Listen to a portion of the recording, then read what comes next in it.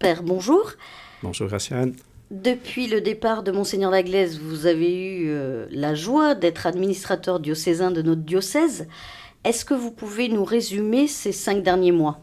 Ouh là là, la joie, oui, effectivement, et puis beaucoup d'intensité dans le travail, pas mal de choses à faire, à réaliser. Donc essentiellement, c'est ce que j'appelais la double peine, à savoir ce que je faisais comme vicaire général et puis aussi ce qui s'est rajouté au titre de l'évêque. Alors, je ne pouvais pas raconter les 5 mois, mais ce qui m'a marqué le plus, c'est notamment le catéchuménat, puisque ça, c'est un domaine plutôt réservé à l'évêque, donc je n'avais pas vraiment de raison d'y intervenir auparavant. Et là, j'ai découvert plein de choses. Et en plus, on a battu le record, puisqu'on a eu 42 appels décisifs, donc des catéchumènes qui vont être baptisés, confirmés, et qui vont communier pour la première fois lors de la veillée pascale dans leur paroisse. Donc ça a été vraiment un moment très fort. Après, il y a eu plutôt des journées thématiques avec la pastorale des migrants, aussi un très beau moment à créer. La rencontre aussi des religieuses, ça s'est passé à Valence, l'église Saint-Paul, avec un temps convivial par la suite. Et puis, je dois dire aussi, prendre un peu de temps pour penser à ce qu'on va raconter devant les caméras du site internet du diocèse, penser quelques messages. Oui, le message de Carême notamment, j'y ai passé un peu de temps. Ce qui viendra aussi par la suite pour les pauses Carême de la Semaine Sainte. Et puis, ce qui a pris pas mal d'énergie aussi, c'est de coordonner un peu le tout des activités avec l'aide du Collège des consulteurs. Effectivement, ça prend pas mal de temps parce qu'il fallait prévoir des plans B. Voilà, si jamais il y a un évêque, si jamais il n'y en a pas, voilà, on peut prévoir toutes ces choses-là jusqu'au mois de septembre 2014. Donc ça a été, oui, pas mal de travail aussi. Alors, vous avez déjà commencé à répondre un petit peu à la question, mais d'après ce que vous avez pu en appréhender, quels sont les points les plus intéressants ou les plus positifs, et puis ceux peut-être un peu plus difficiles de la mission d'un évêque? Les plus difficiles, je pense que la chose la plus difficile, d'abord, c'est de prendre connaissance aussi de ce qu'est le diocèse. Je le dis parce qu'il me semble que j'ai pu à peu près remplir ma tâche, pas trop mal, mais surtout parce que j'avais une bonne connaissance du diocèse, que j'en suis issu, que j'aime la Drôme, plus je la découvre, plus je l'aime. Et donc, je n'avais pas ces difficultés-là. Et donc, il me semble que pour l'évêque, ce qui doit être le plus difficile, c'est vraiment de découvrir le diocèse en profondeur, être attentif à ses qualités, aux défis à relever, etc. Alors, ça tombe bien, puisque vous venez de nous dire que vous aimez la Drôme. Si vous deviez présenter Valence et notre diocèse au Père Pierre-Yves Michel, qu'est-ce que vous lui diriez? Je dirais que c'est... D'abord, la Drôme, c'est une petite France, moins la mer. Voilà, il manque juste la mer, et encore le virage du Rhône à Tain ou à Saint-Vallier, ça ressemble presque à la mer. Lorsqu'on longe la Via Rona aussi du côté de Tain, on se croit au bord de la mer, donc ça marcherait presque.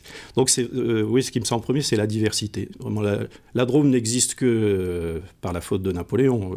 Sinon, c'est un bout de Dauphiné, un bout de Valentinois et un bout de Provence. Donc c'est une sorte d'assemblage qui, pour certains crus, réussissent, et je crois que pour la Drôme, c'est ça. On a un bout des Alpes, dont on est très fier, avec Luce-la-Croix-Haute, et puis le Vercors, et puis les collines des Baronnies d'Union-C, la Lavande. Pour l'huile, déjà, on a de l'huile de noix et de l'huile d'olive, donc on est bien servi. Voilà. Alors peut-être que j'insisterai, oui, sur le fait que dans la Drôme, le Saint-Crème, que l'évêque utilise beaucoup, donc pour les baptêmes, confirmations, ordinations, eh bien, il est pur drômois, avec de la bonne huile d'olive de Nyons. Quand on dit huile d'olive de Nyons, ça s'étend aussi jusqu'aux Baronnies. Et puis avec de la lavande extraite et qui vient du Divois ou du Tricastin. Donc la Drôme, c'est des couleurs, des saveurs, des gens surtout, bien sûr. Aussi important, quand on parle des gens, Les Dromois du Cru, il n'y en a pas beaucoup.